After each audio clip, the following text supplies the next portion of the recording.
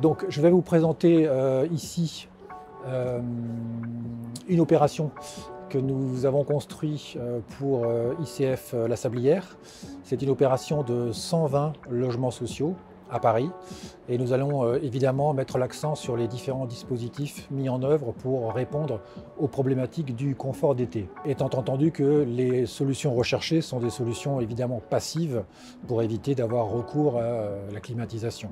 Alors l'élément majeur, c'est la volumétrie générale du projet. Donc on est sur un plan masse qui a été dessiné par l'agence Brenac et Gonzalez, qui répond en même temps aux problématiques de ventilation de l'îlot, avec cette idée d'un îlot traversant, si on peut dire, en les conjuguant avec les problématiques de densité. C'est aussi le rapport entre le bâti et le non bâti, qui est un élément assez important. On est ici sur cette densité verticale qui va de R+8 à R+11 et qui permet de libérer une grande partie du terrain pour l'affecter à des usages collectifs, mais évidemment à de la végétalisation, soit en pleine terre, soit sur des terrasses non accessibles. Ensuite, on peut passer à l'autre grande famille de réponses qui sont la manière dont l'architecture en elle-même met en œuvre des dispositifs pour réduire les apports solaires dans les appartements. Au niveau des baies sur les fenêtres qui n'ont pas de balcon, nous avons mis en place des tableaux grâce à des grands cadres qui sont saillants par rapport au nu de la façade, qui développent des épaisseurs de murs qui sont de l'ordre de 60 cm,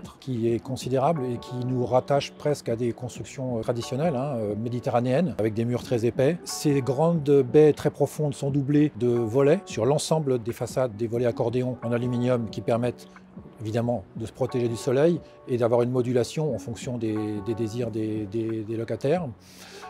Pour la partie des balcons, puisqu'on a des balcons où on pourrait appeler ça des loggias, on a mis en place ce dispositif qu'on voit ici, qui sont des grands mouchards à biais mobiles qui permettent de fermer totalement la façade ou de l'ouvrir en fonction des ensoleillements, à la recherche des apports passifs en hiver pour bénéficier du soleil quand on en a besoin, mais au contraire à la recherche de la protection dans les mois de chaleur. Le troisième grand chapitre, c'est d'évacuer les apports, puisque malgré la protection qu'on va pouvoir offrir sur les façades, on va avoir une température de l'air qui va augmenter. Alors par rapport à ça, nous avons doublé la thématique de l'îlot traversant par des typologies d'appartements qui ont des doubles, voire des triples orientations.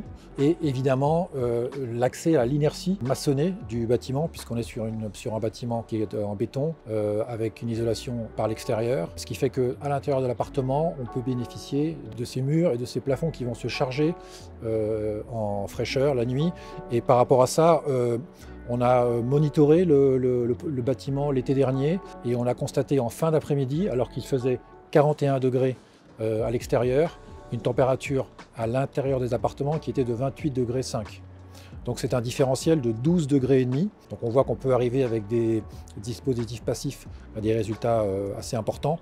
Et là j'en profite aussi pour parler d'un thème qui nous semble fondamental, qui est de la transmission d'informations entre les concepteurs et les usagers. C'est-à-dire que cette idée d'ouvrir l'appartement la nuit et de le laisser totalement fermé de manière hermétique pendant la journée, c'est quelque chose qui est assez contre-intuitif.